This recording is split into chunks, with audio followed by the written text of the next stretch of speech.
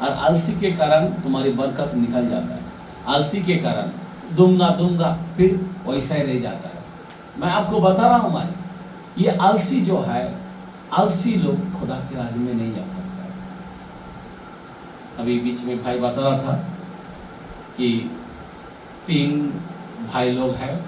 खुदा बोला अभी मैं परदेश जा रहा हूँ, कुछ सिक्का मेरे पास है, किसी को 10 दिनार दिया, किसी को 5 दिनार दिया और किसी को मानो कि 2 दिनार दिया। ऐसा 25 के अंदर अगर आप 26-27 पढ़ेगा, मत्ती के कलम में वहाँ पे लिखा है उसका उदाहरण। आमीन, बोला आमीन, हालेलुया। जरा कलम को पढ़ते जरा, थोड़ा समय है तो अपन निकल सकता है वचन को। मत्ती के कलम में 26 से पढ़ते हैं, 25 का 26। उसके स्वामी ने उसे उत्तर दिया, उसके स्वामी ने उसको उत्तर दिया, हे दुष्ट और आलसी दास। एक मिनट, देखा क्या बोला है? आलसी व्यक्ति को क्या बोला है? दुष्ट कहा गया। समझे बात? आलसी लोगों को क्या कहा गया? दुष्ट दास बोला गया। ये दुष्ट दास, जब तू यह जानता था कि जब तू ये जानता है कि जहाँ मैंने नहीं बोया, जहाँ मैंने नहीं बोया वहाँ से काटता हूँ, वहाँ से मैं काटता हूँ, और जहाँ मैं नहीं छीटा, हाँ वहाँ से बटोरता हूँ। वहाँ से बटरता हूँ। तो तुझे चाहिए था कि तुझे चाहिए था कि मेरा रुपया मेरा पैसा सराफों को दे। सराफों को दे, मतलब सराफ कौन? जिसको असिस्टेंट बोलते हैं, मान लो हम गवर्नमेंट के लोग बोलते हैं, बराबर ना? गवर्नमेंट में डाल देना बाबा, हेलो 5 साल में डबल हो जाएगा। क्योंकि गवर्नमेंट को हम ब्याज भरते हैं, हम उनसे दे सकते हैं, बाहर से नहीं। सराफों को दे बोल रहा। हमारे जीवन में कोई आलसी व्यक्ति नहीं चाहिए। प्रभु का कार्य करने में आलसी नहीं होना चाहिए, पहला फल देने में आलसी नहीं होना चाहिए, सेवकाई के अंदर आलसी नहीं होना चाहिए, भोर के समय ऐसा आलसी नहीं होना चाहिए कि हम सोते रहे। जब भी आप आधी रात को उठते हो तो परमेश्वर के सामने एक 10 मिनट 5 मिनट उठना ठीक हो, प्रभु से मांगो, सामर्थ मांगो। आमीन, हालेलुया। आप परमेश्वर के पास मांगो, सामर्थ चाहिए। सामर्थ क्या चाहिए? सामर्थ चाहिए। प्रभु मुझे सामर्थ दे, हम देने के लिए हमें व्यक्ति बना। आमीन। कोई बोलता हम गरीब है क्या कर सकते हैं? मैं आपको रियल बोलता हूँ, मैंने बहुत से उदाहरण सुना है। जो गरीब है वो देना सीखा है, और जो थोड़ा देने में वफादार हो गया ना, वो आशीष से बढ़ते गए, और जैसा आशीष से बढ़ते गए और देते गए और बढ़ते गए और देते गए और बढ़ते गए। आज उनके पास क्या नहीं है। हम लोग बोल देते हैं ना हमारी प्रॉब्लम कितना है, हम क्या दे सकते हैं?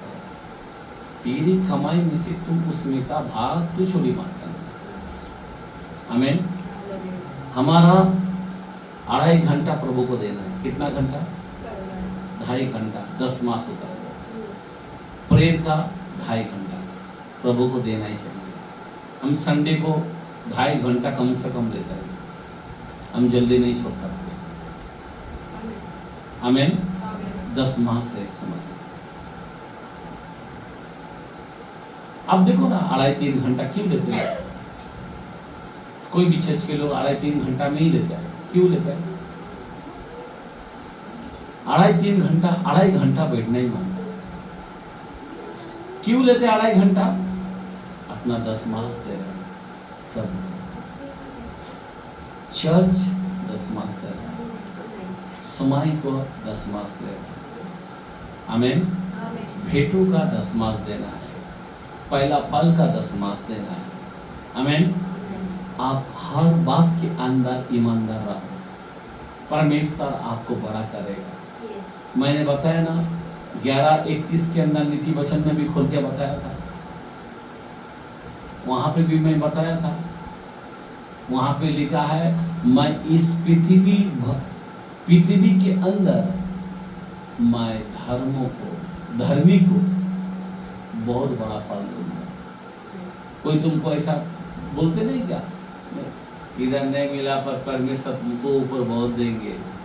आपको तो मालूम है ऊपर सोने का रास्ता है ना?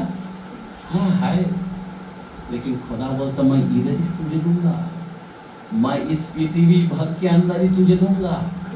आमीन, हालेलुया। मेरा धर्मी को मैं क्या करूंगा? अपना धर्म का फल दूंगा।